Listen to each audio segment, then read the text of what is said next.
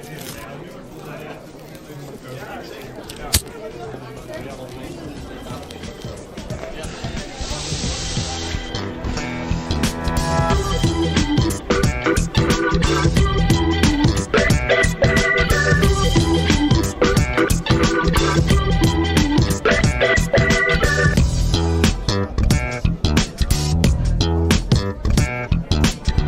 we're rolling. Jim Marty here. Welcome to the Deadhead Cannabis Show. I've got my partner in crime, Larry Mishkin, on the line. Larry, say hi. Jim, how you doing? Wish I was out there with you, though. That's all I can say. Yeah, we're really looking forward to these shows. The band has been playing so good. I just can't believe how good they sound. And as you all probably know, John Mayer got to play Jerry's Wolf guitar. They went and got it out of Hawk at the Met. Maybe we already talked about that in the last one.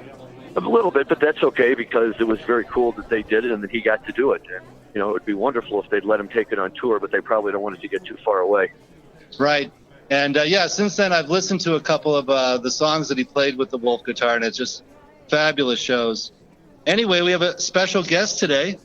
I'm here with my good friend and associate, Duke Rumley, and Duke Rumley's association is... Hi, everybody. I have started a nonprofit called Sober AF Entertainment Safe. And Duke has worked in the drug and alcohol rehab community for a number of years, and he and I have had many good talks over the years about the pros and cons of sobriety and alcohol and drugs and marijuana. And today we want to talk about the social impacts of legal marijuana from the point of view of the drug and alcohol community. So, Duke, I'm going to throw it over to you and sort of give us a 50,000-foot view, and then Larry and I will have some questions for you. Awesome. Thanks, Jim.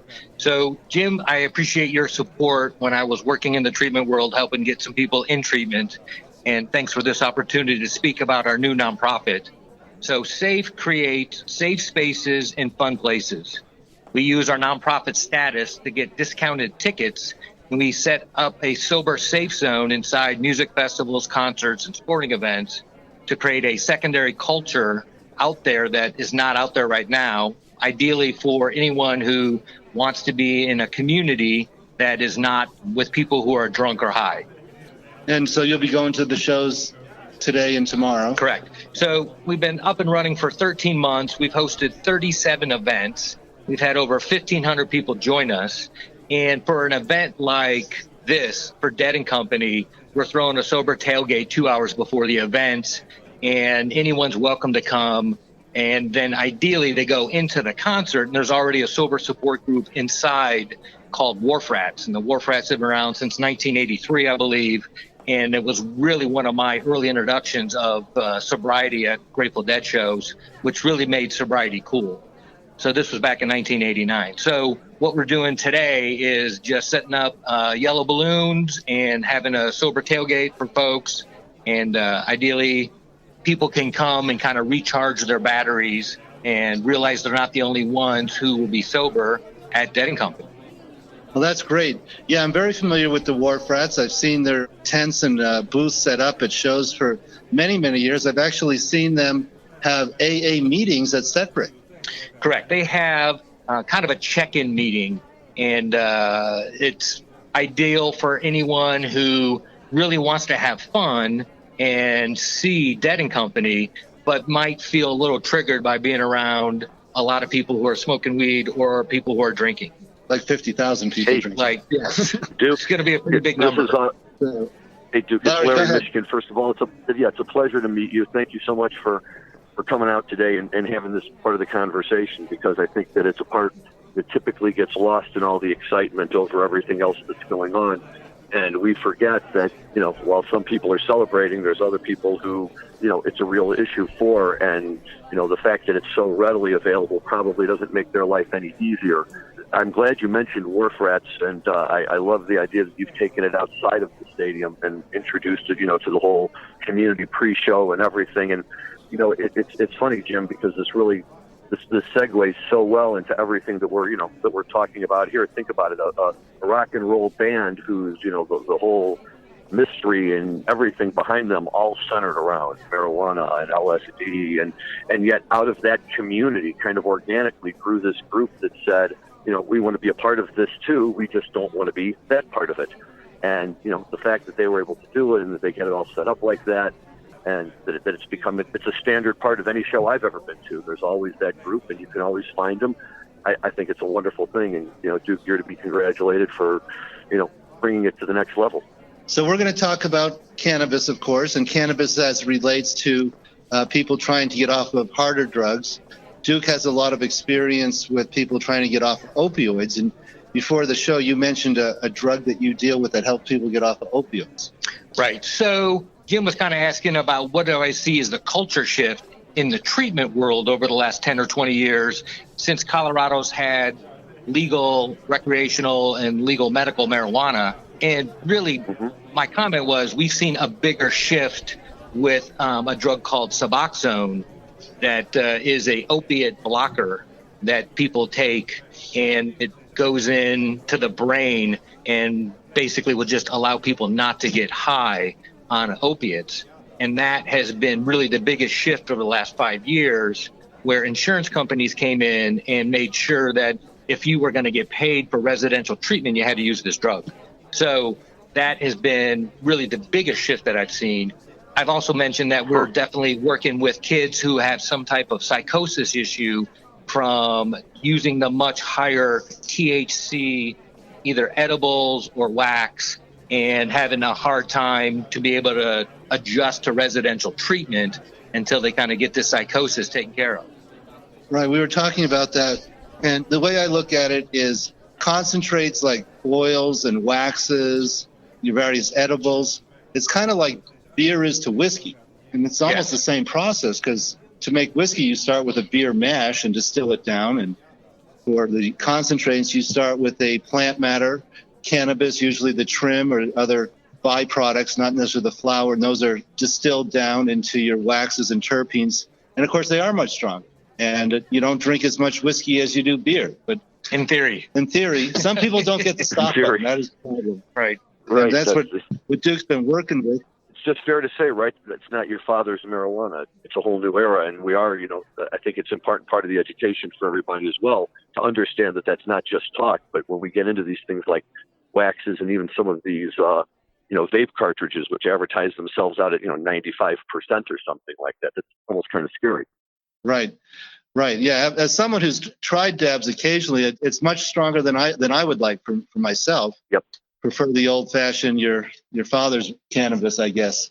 But anyway, what else do we want to talk about? Of course, there's the big, daddy of them all, alcohol, which causes more problems than I think all of the drugs put together.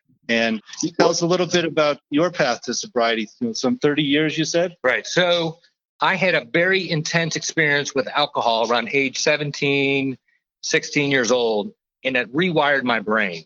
No matter how much I thought I wasn't going to drink, my mind would change its own mind.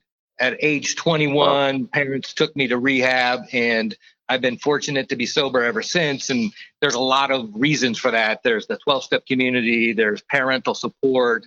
I was in college and had good structure. But big part of it was kind of the social aspect.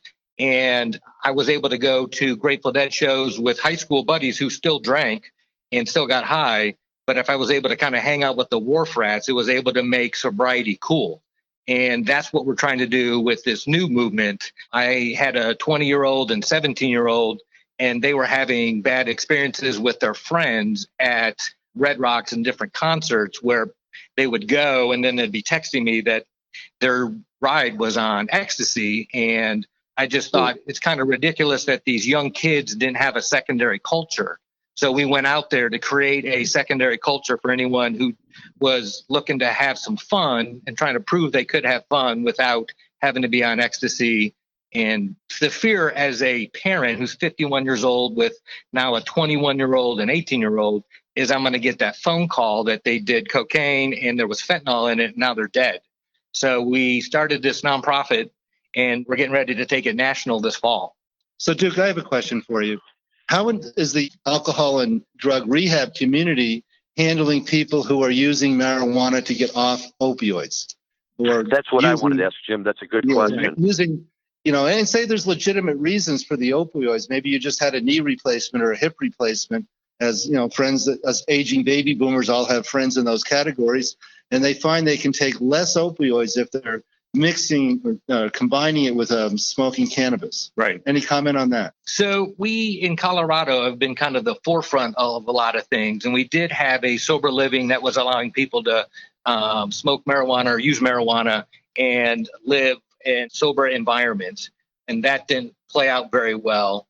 I would say typically if there's a pain medication issue, there's certain treatment centers, Las Vegas Recovery Center and others that are a little more pain management, and they would use some non-addictive medicines, and I'm not quite sure what they are, but I haven't heard of any treatment centers that would allow cannabis to be the pain management while they're going through treatment. But we were kind of talking about like this next generation coming up right now seems to be less about alcohol and more about marijuana, because they like the way they feel the next day.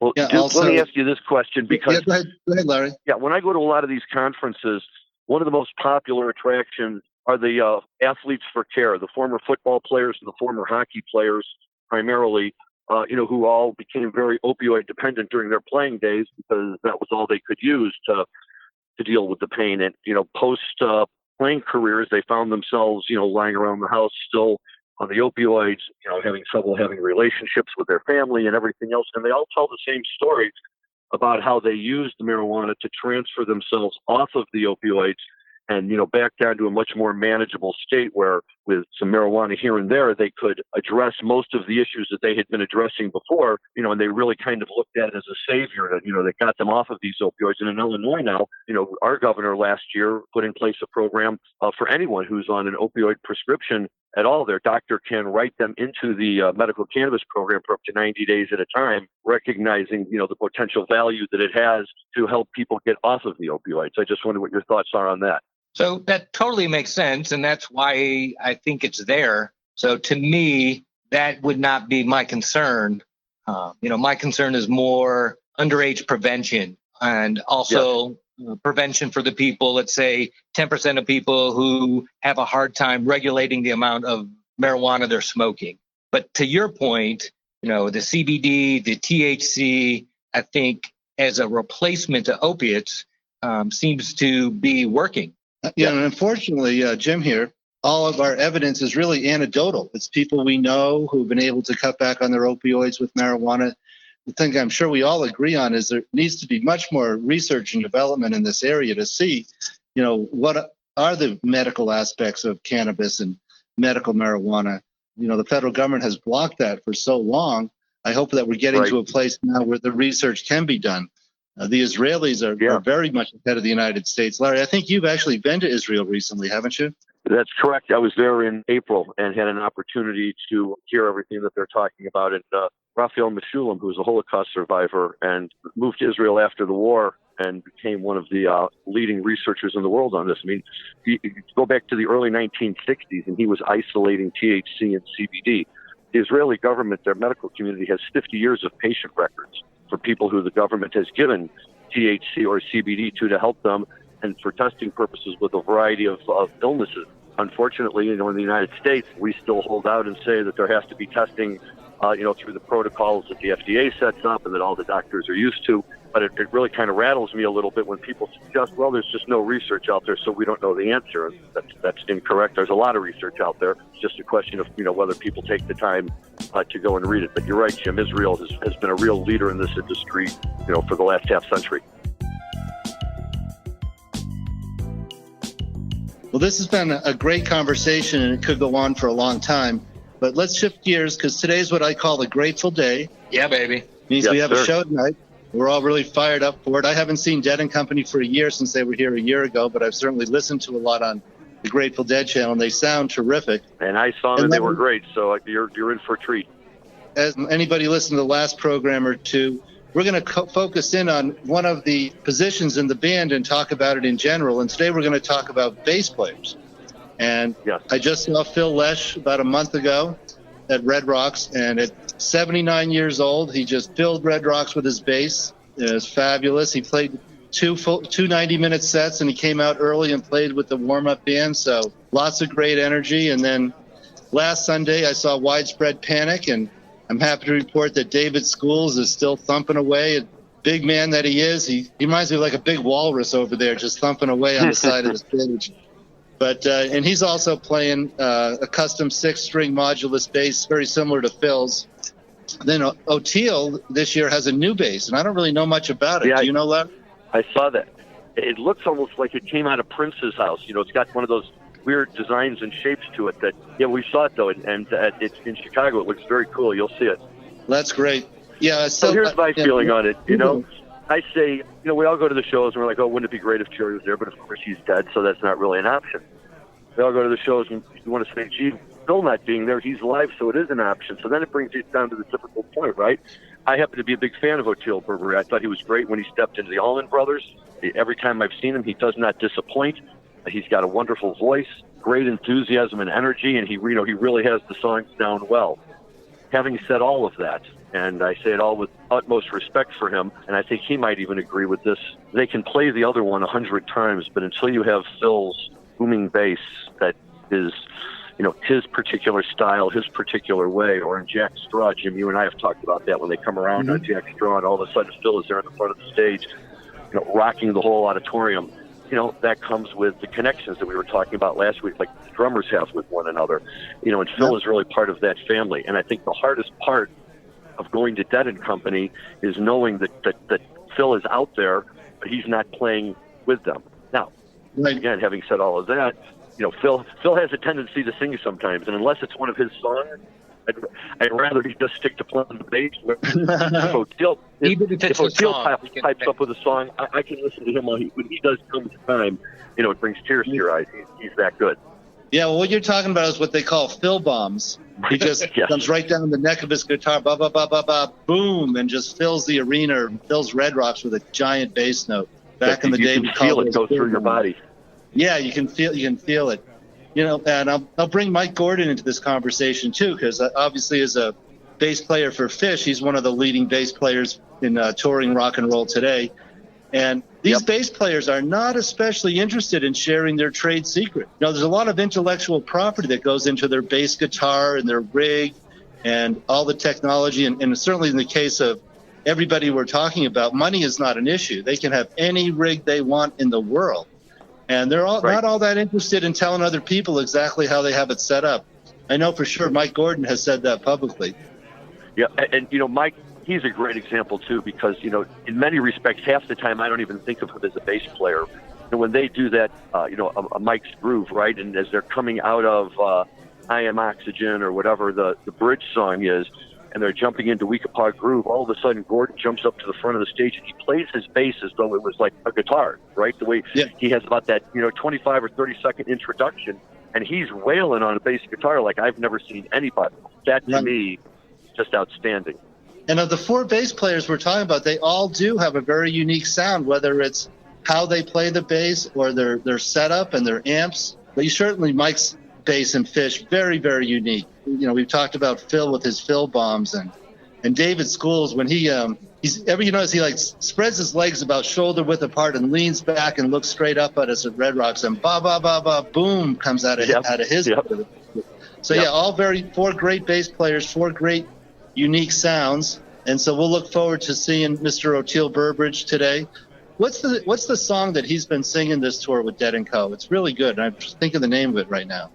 God, the shows we saw, he didn't really do a lot of singing in Chicago. They kind of filtered away from him, but that's what I love about him, because like when they had him do Comes a Time a couple of years ago, which is one of my all-time favorite Jerry songs, and it just kind of came out of nowhere, and there was Otell up there doing it, and boy, he's really a talent. And you're right, we could talk about all these guys all day long, and Phil probably has an edge just because he's the grandfather of the group and has been around forever.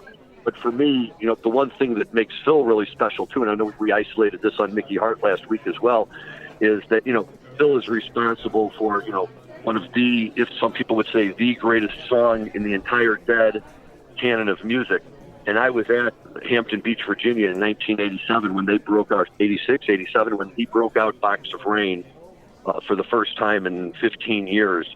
And, of all the shows that I've ever been at where they broke out songs, that one may have been the most electric, when people all thought he was stepping up to the mic to sing Tom Thumb's Blues, which he had been singing a lot on that tour. and all of a sudden they broke into Box of Rain, and people were just sitting there singing along with tears in their eyes, because you don't know if you're ever going to see something like that again. And it was definitely one of the top 3 or 4 highlights of my entire Dead touring career. Love Box of Rain, and now that you mention it, maybe we'll get a Box of Rain tonight or tomorrow night. Some of the folks may not know that Box of Rain, Phil wrote that about his father when his father was passing away, and that's the last line of that song. Such a long, long time to be gone, and a short time to be there, right? Yeah. Whenever they play that as an encore, right, at the end of a show, and you hear that, and that's exactly what you're thinking, because it's like 4 hours just flew by in the wink of an eye, and now they're gone again. And it's true. Yep. Even when they're there, and even when I stop and stay there, I'm really, boom, it's too much happiness. It flies right by. But you know what? That's a good thing, because it just leaves you wanting more. Yep, it sure is, and it reminds us all that we're here for a very short time, and enjoy every minute while you're here. Amen, brother. Well, next week I think it's time to move on to rhythm guitar and our good friend Mr. Weir, and that should be a fun conversation too, because I've been doing a little more research on him lately and talking to people, and it's beginning to change my thoughts on him a little bit, but we'll touch on that next week. Well, that sounds good. I'm looking forward to talking about Bob Weir, because I've had a long relationship listening to Mr. Bob sing, and as Big Steve Parrish recently called him, he calls him the California Songbird. So we'll talk about him next week. That's a great name. Well, great. Duke, let me just say again, it was a pleasure to meet you. Thank you so much for your time and for sharing all that information with us. It's informative, and I think it's also really helpful in terms of giving us ideas on how to, move forward in this industry while being cognizant of, people who are out there who, may support what we're doing, but not by participating themselves. Right. You bet. Feel free to check out the website. It's soberafe.com. And we're going to be in New York and Miami and all over this coming fall. So you can check out our entire schedule on that. Excellent. All right, everybody, over and out. We're off to Folsom Field, and we'll report back on the 2 Dead shows next week. Have a great time. Stay dry. US Blues, Yeah, calling it. All right. All right, bye now. Thanks, guys.